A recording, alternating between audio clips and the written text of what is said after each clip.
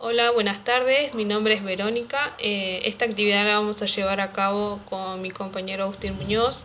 Bueno, para empezar quería comentarles el relato que elegí contar, que es cuando tenía aproximadamente 7 o 8 años, iba a segundo grado. Bueno, la maestra había dado actividades, o sea, tareas de matemática y de lengua, y quien decidió ayudarme fue mi papá. En el caso de lengua y literatura, tenía que leer, tenía que practicar mi lectura, y mi papá no tuvo mejor idea que elegir un cuento que era El soldadito de plomo.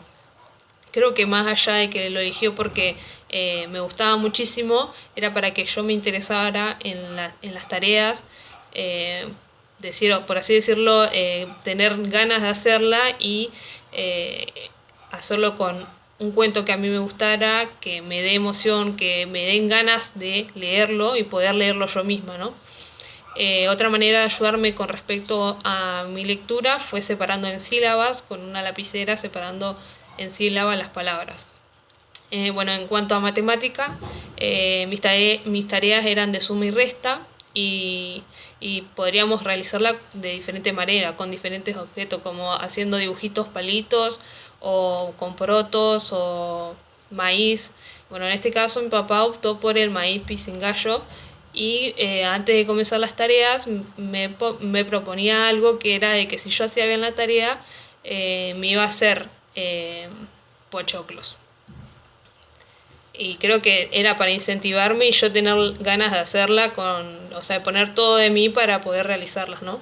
Bueno, para empezar mi análisis tomé a las autoras, perdón, Laura Basabe y Estela Coles, que dicen que la enseñanza es como un intento de alguien de transmitir cierto contenido a otra persona.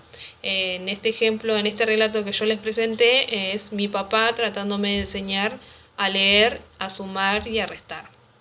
También afirman de que la enseñanza es una acción que no se inicia en un salón de clase, sino que atraviesa diferentes ámbitos sociales. En este caso es un ámbito familiar.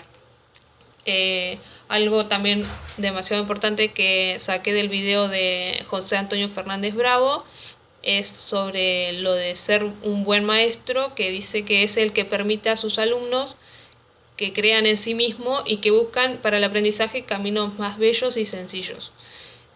Bueno, en el relato yo les dije que mi papá, para leer, ya para incentivarme a leer, tomó un cuento que a mí me gustaba muchísimo. Bueno, con respecto a matemática, creo que fue la condición que puso de decirme de que si yo realizaba todas mis tareas y las hacía bien, me iba a hacer pochoclos con el maíz que yo utilicé para hacer las cuentas, las de suma y resta. Bueno, comentándole a mi compañero mi relato, me planteó de que mi papá utilizó una de las tantas estrategias de enseñanza para poder lograr un aprendizaje más significativo y más activo. Bien, la historia que tengo para contar es cuando en la primaria estábamos aprendiendo las tablas. Eh, Recuerdo que la docente nos las dictó, nosotros teníamos que memorizarlas porque en el transcurso de las clases que seguían íbamos a tener que pasar grupitos al azar a recitarlas. Y quienes no se las aprendían iban a tener que pasar sucesivamente hasta que se las aprendan, ¿no? Em, Recuerdo que a mí me empecé a costar aprendérmelas de memoria, me las olvidaba, los nervios, o no las sabía directamente, lo que me hacía pasar varias veces, ¿no? Hasta que una vez mi madre me da un tips que era el de ir sumando. O sea, yo le tenía que sumar a un resultado el número que multiplicaba y así iba a obtener el próximo resultado. Eh, a esta situación la considero una situación de enseñanza, porque se presentan eh, uno de los factores básicos, ¿no? O sea, quien posee el saber, quien carece del saber y el saber.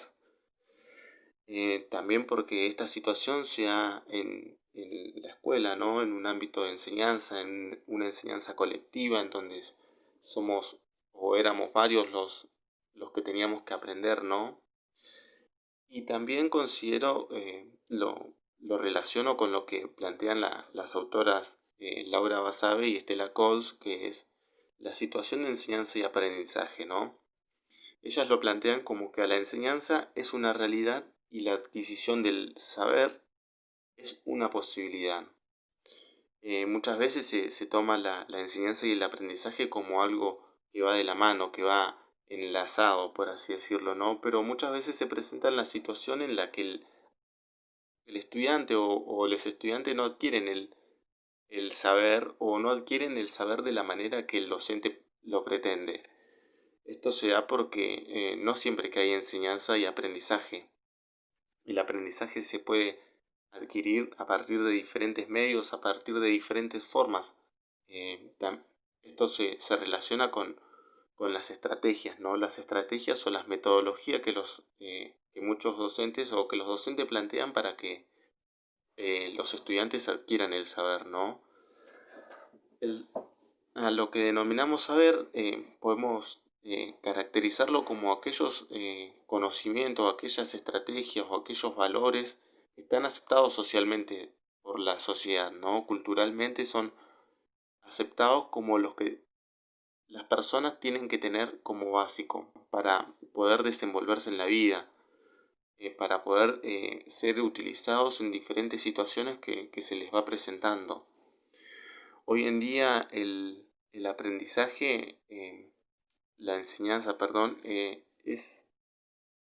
proceso de enseñanza es realizado por personas que se capacitan, personas que se preparan para poder llevar adelante este proceso, porque es un proceso complejo, muchas veces se lo toma como algo superficial, pero juegan muchas situaciones quedan en el medio en las que el docente debe estar preparado, no solamente en lo teórico, sino en la práctica, en lo que tiene que enseñar y cómo lo tiene que enseñar, porque no todos los ámbitos, o sea, todos los niveles educativos eh, requieren de la misma metodología, ¿no?